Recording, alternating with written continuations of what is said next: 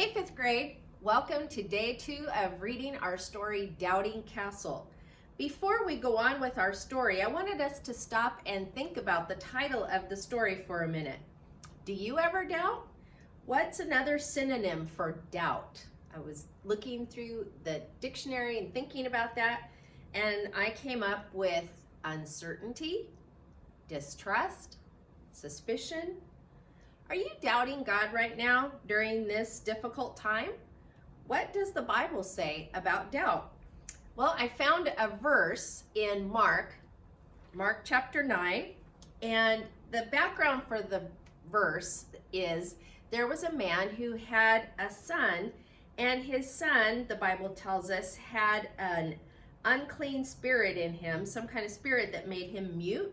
And it also would take hold of him and it would throw him down and he would foam at the mouth. And so this man just had such a heart for his son and wanted him to be healed that he brought his son to Jesus.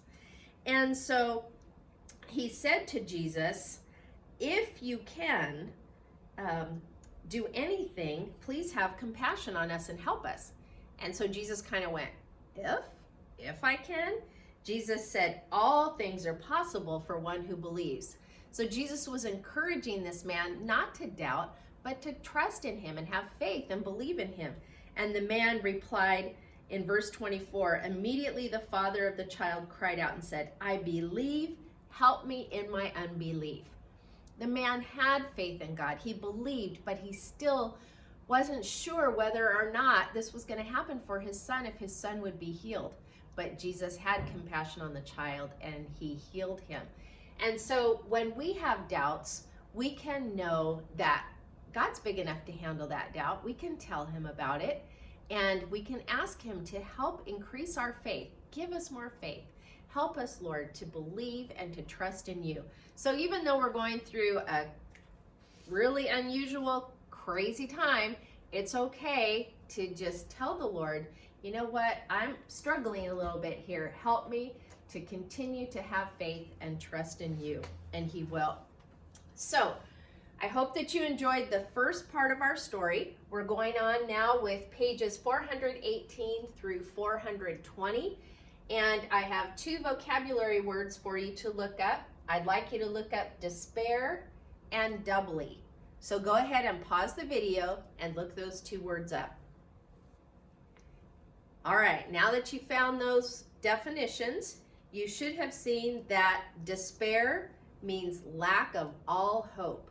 So if someone despairs in a situation, they just have no hope. Timothy was filled with despair when he realized he had lost his wallet and all his money.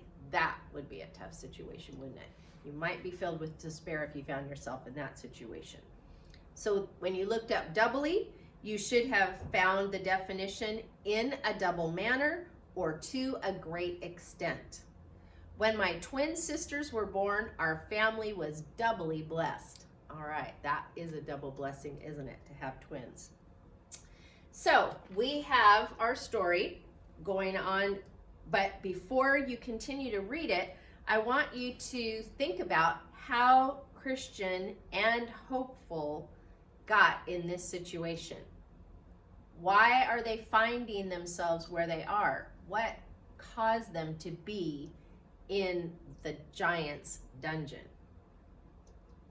Did you figure it out? They got off the King's Highway, didn't they? They got off of the road that they should have been traveling on. We're like that sometimes too, aren't we? We don't follow the path that the Lord wants us to. We think that it won't really matter if we just get off a little bit because we'll be able to get right back on. Well, Christian and hopeful found that they couldn't. And then they ended up in this really bad situation. So John Bunyan is using this as a warning to Christians that we need to continue to follow the Lord. We need to stay on his path. And the Bible tells us that it's narrow, but the one that leads to destruction is wide. So it's a lot easier to get off the narrow path than it is to get back on. So we need to stay following the Lord. So what will giant despair do with Christian and hopeful now that he has them in his dungeon? So as you read pages 418 and 420, Keep that in mind, and we'll talk about it next time. Have a great day.